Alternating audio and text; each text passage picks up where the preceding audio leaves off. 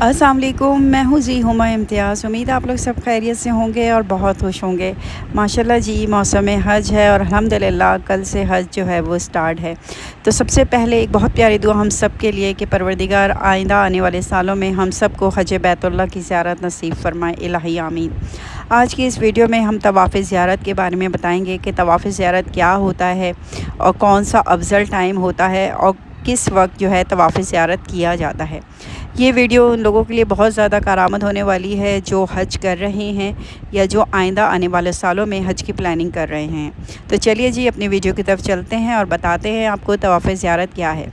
तवाफ़ ज़ियारा हज का तीसरा अहम जुज़ है। जिस तरह से पहला है एहराम, नियत करना, तलबिया पढ़ना। दूसरा है वकूफ़ अरफ़ात जिसे वकूफ़ रुकन आज़म भी कहा जाता है। और तीसरा अहम जुज़ है तवाफ़ ज़ियारा यानी मिना। सबसे पहले जो है मैं आपको यहाँ से बताऊँगी कि सबसे पहले हाजी 8 ज़िलहज को अरफ़ात और मिना पहुँचता है और 9 ज़िलहज को वकूफ़ अरफ़ात होता है।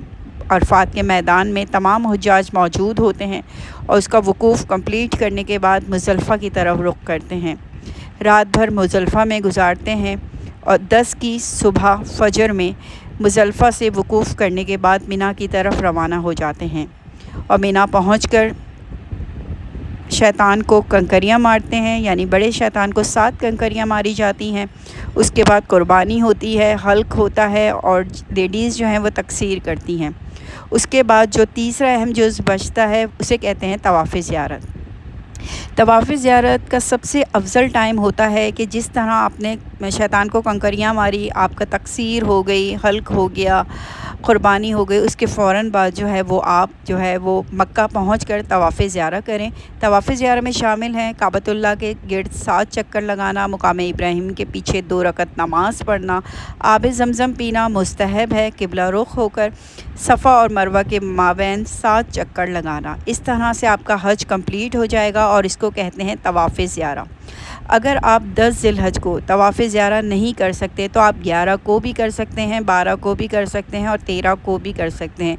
लेकिन इसका अफजल जो वक्त होता है वो होता है क़ुरबानी के बाद और शैतान को कंकरियां मारने के बाद जो है वो अफजल वक्त जो है तवाफ़ ज़ियारा का शुरू हो जाता है। बहुत से लोग जो होते हैं वो 11 या 12 या 13 ज़िलहज को जाकर मक्का पहुंचकर जो है वो तवाफ़ ज़ियारत करते हैं, क्योंकि वो चाहते हैं कि पहले उनके हज के अरकान कंप्लीट हो जाएं। जैसे मिना में 3 रातों का स्टे करना, मिना में जमरात जाकर तीनों शैतानों को कंकरियां मारना। उसके बाद जब वो फ़ाइनली अपना हज कंप्लीट कर लेते हैं तो वो मक्कातुल मुकर्रमा पहुंचकर थोड़ा रेस्ट कर आराम कर के जो है वो फिर हरम शरीफ का रुख करते हैं और तवाफ़ ज़ियारत करते हैं। अच्छा, इसमें एक सबसे बड़ी जो अल्हम्दुलिल्लाह मैंने अपने साथ हज से सीखा, इसमें खुदा क्या चाहता है, हज क्या है, हज का फ़लसफ़ा क्या है, खुदा अपने बंदों से क्या चाहता है। देखें जी, खुदा सबसे पहले तो अपने घर बुलाता है। हज एक बहुत बड़ा फ़रीज़ा है जो साहिब इस्तिताअत और माली इस्तिताअत के मुताबिक हर एक इंसान पर, मुसलमान पर फ़र्ज़ है। खुदा क्या चाहता है, अपने घर बुलाता है, अपने घर पहले बुला के तवाफ़ करवाता है, नमाज़ पढ़वाता है, सजदा रेज़ होते हैं खुदा की बारगाह में। उसके बाद खुदा क्या कहता है, जाओ। हज के जब 5 दिन आते हैं तो खुदा कहता है जाओ और जंगलों की तरफ निकल जाओ, मैदानों रेगिस्तानों की तरफ निकल जाओ। फिर हम काबतुल्लाह के सामने खड़े होकर हज का एहराम पहनते हैं, नियत करते हैं, 2 रकत नमाज़ पढ़ते हैं और हुज्जाज जो है वो मिना और अरफ़ात की तरफ रवाना हो जाते हैं, यानी 8 ज़िलहज को यौम अल-तराविया भी कहते हैं। जब वो वहाँ पहुँच जाते हैं, एक मैदान होता है अरफ़ात, एक चटियल मैदान है जिसमें ख़ेमे लगे हुए हैं। लोग वहाँ जाके वकूफ़ करते हैं, खुदा की हम्द व सना करते हैं, अपने गुनाहों की तौबा इस्तग़फ़ार करते हैं। फिर खुदा कहता है कि अब यहाँ से निकल जाओ मुज़दलिफ़ा की तरफ। और जो वकूफ़ अरफ़ात करने के बाद अरफ़ात छोड़कर मुज़दलिफ़ा की तरफ रवाना होता है। और अगर वो ये भी सोच ले कि खुदा ने मेरे गुनाह बख्शे हों या ना बख्शे हों, तो यकीन माने ये रिवायतों में भी आया है कि उससे बड़ा गुनहगार कोई नहीं है। جب خدا نے فرما دیا کہ جو وقوف عرفات کر لے گا میں اس کے گناہ اس طرح بخش دوں گا جیسے وہ ابھی ابھی ماں کے شکم سے پیدا ہوا ہو۔ اس کے بعد خدا کیا چاہتا ہے؟ خدا چاہتا ہے ایک پہاڑوں کی یعنی پتھریلے علاقوں میں یعنی مزدلفہ کے پہاڑوں کے بیچ میں جا کے بیٹھ جاؤ۔ نہ کوئی سر پہ سایہ ہوتا ہے، نہ آپ کے پیروں کے نیچے کوئی آرام دہ بستر ہے، نہ کوئی کمبل ہے، کچھ بھی نہیں ہوتا، صرف ایک چٹائی ہوتی ہے جو آپ اپنی ضرورت کے تحت لے کے جاتے ہیں مزدلفہ میں، اور وہاں کھلے شامیانہ بھی نہیں ہوتا اور آپ جو ہے وہ وہاں پہ رات بسر کرتے ہیں۔ اس کے بعد ہم ساری رات خدا کی حمد و ثنا کرتے ہیں۔ سوچیں حج کیا ہے؟ خدا چاہتا تو ہمیں 5 اسٹار ہوٹل میں بٹھا کے حج کروا سکتا تھا، خدا چاہتا تو مکے حرم کے اندر ہی حج کے ارکان ہو سکتے تھے، لیکن نہیں، خدا ہم سے کچھ چاہتا ہے، اپنے بندوں سے کچھ چاہتا ہے۔ اس کے بعد خدا کہتا ہے کہ اب یہ جو مزدلفہ کی رات ہے اس میں عبادت کرو، مجھ سے اپنے گناہوں کی بخشش طلب کرو، اور اس کے بعد صبح جب سورج کی پہلی کرن نمودار ہوتی ہے اس کے بعد ہم تھوڑا وقوف کر کے نیت کر کے وقوف کرتے ہیں، اور اس کے بعد ہم مینا کی طرف روانہ ہو جاتے ہیں۔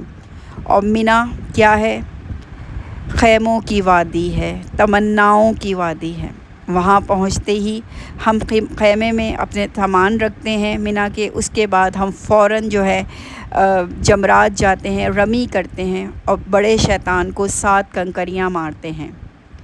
یعنی 7 کنکریاں بڑے شیطان کو نہیں، بیسکلی میں نے آپ کو اپنی پچھلی ویڈیو میں بھی بتایا تھا کہ ہم اپنے قلب پر، اپنے دل پر، اپنے اندر کے شیطان پر وہ 7 کنکر مار رہے ہوتے ہیں۔